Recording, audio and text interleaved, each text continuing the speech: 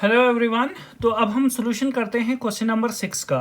Given conditions में है हमारे पास given the linear equation 2x + 3y - 8 = 0 right another linear equation in two variables. यानी कि एक लीनियर इक्वेशन ऑलरेडी गिवन है, वो कौन सी है हमारे पास 2x + 3y - 8 = 0। आप लोगों को दूसरी लीनियर इक्वेशन लिखनी है टू वेरिएबल्स में, ठीक है ना, टू वेरिएबल्स में।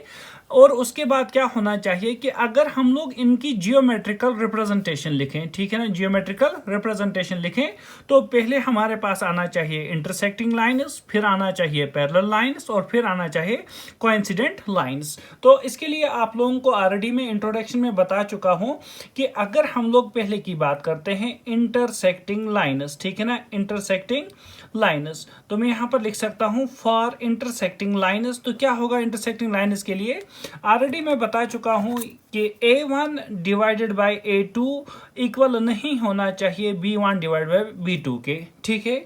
तो यहां से हम लोग देखते हैं गिवन इक्वेशन है हमारे पास। देखना गिवन इक्वेशन क्या है हमारे पास। गिवन इक्वेशन इज, मैं लिख सकता हूं ना, 2x + 3y - 8 = 0, ठीक है। और दूसरी इक्वेशन हम लोगों को खुद से लिखनी है ताकि ऐसा हो जाए a1 डिवाइड बाई a2 ना हो इक्वल किसके, b1 डिवाइड बाई b2 के। तो मैं यहां पर लिखता हूं let the second equation B. तो कौन सी इक्वेशन है सेकेंड? मैंने इस तरह से लिखा, सपोज मैंने लिखा 4x + 5y -16 = 0। तो अब आप लोग यहां से अगर आप लोग देखें तो मैंने एक्चुअल में क्या किया, आप लोगों के पास a1 है हमारा 2, b1 है हमारा 3 और c1 है हमारा -8। इस वाली इक्वेशन में मैंने किया, ठीक है।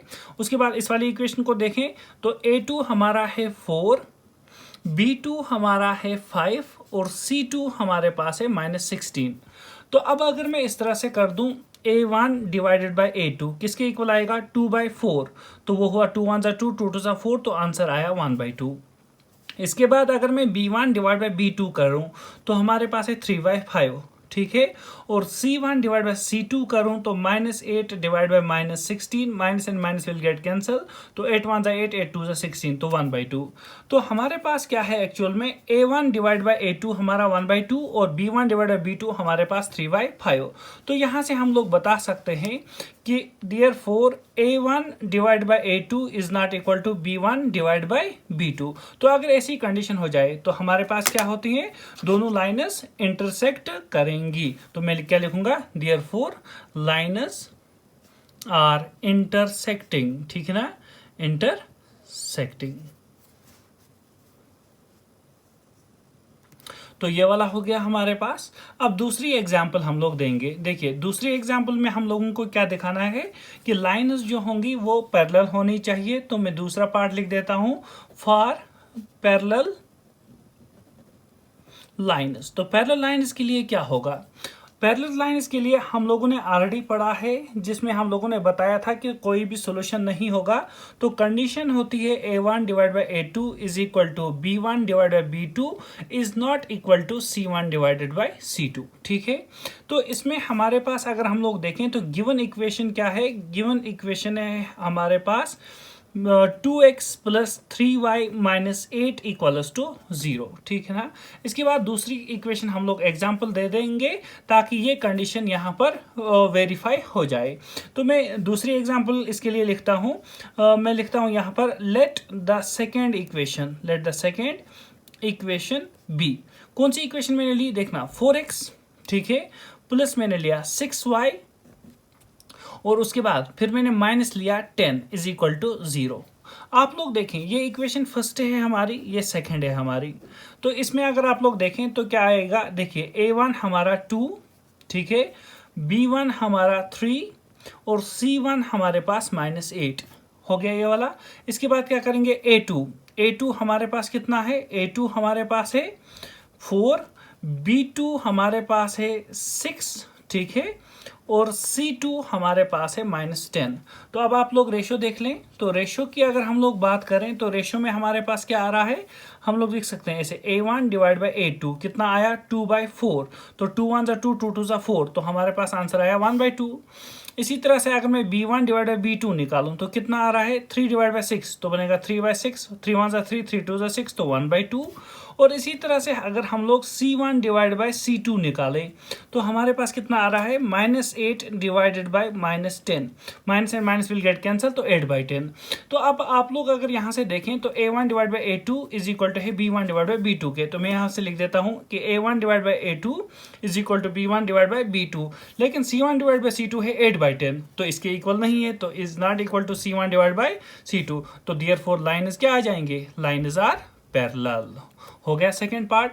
अब थर्ड पार्ट पर आते हैं, यहाँ से मैं लिख देता हूँ थर्ड पार्ट हमारा। तो थर्ड पार्ट में हमें दिखाना है कि लाइन्स होनी चाहिए हमारे पास, वेरी गुड, लाइन्स करनी चाहिए कोइंसाइड, ठीक है ना। तो थर्ड पार्ट के लिए मैं यहाँ से लिख देता हूँ for coincide lines, coincident lines क्या हो जाएगा हमारे पास होना चाहिए इस तरह से, a1 डिवाइड बाई a2 होना चाहिए equal to b1 divide by b2 होना चाहिए equal to c1 divided by c2। अब देखिए यहाँ से मैं क्या कर देता हूँ, गिवन इक्वेशन क्या है हमारे पास, गिवन इक्वेशन इज वो है हमारे पास इस तरह से ये वाली 2x plus 3y minus 8 equals to 0। अब मैं दूसरी इक्वेशन यहाँ पर लिखता हूँ, लेट सेकेंड इक्वेशन बी, मैंने लिखा 4x plus 6y minus 16 is equal to 0। तो अब आप लोग देखें तो यहाँ से हमारे पास a1 आ रहा है 2, b1 आ रहा है 3 और c1 आ रहा है -8, ठीक है। इसी तरह आप लोग यहाँ पर देखें तो a2 हमारे पास आ रहा है 4, b2 आ रहा है हमारा 6, ठीक है, और c2 हमारे पास आ रहा है -16। तो अगर हम रेशो निकालें तो कितना आएगा, तो a1 डिवाइड बाई a2 वो आएगा 2/4, तो 2/4 कितना हुआ हमारे पास 1/2, वेरी गुड।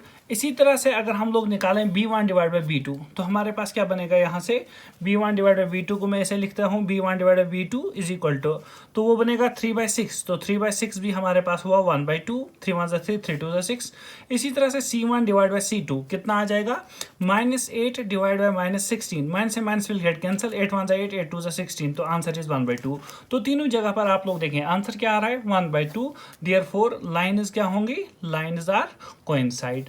तो जब हमारे पास ऐसी कंडीशंस वेरीफाई हो जाती हैं तो हम लोग बता सकते हैं कि लाइन्स इंटरसेक्ट कर रही हैं, लाइन्स पैरेलल हैं या लाइन्स कोइंसाइड हैं। तो आई होप आप लोगों को ये वाला क्वेश्चन अंडरस्टैंड हुआ होगा।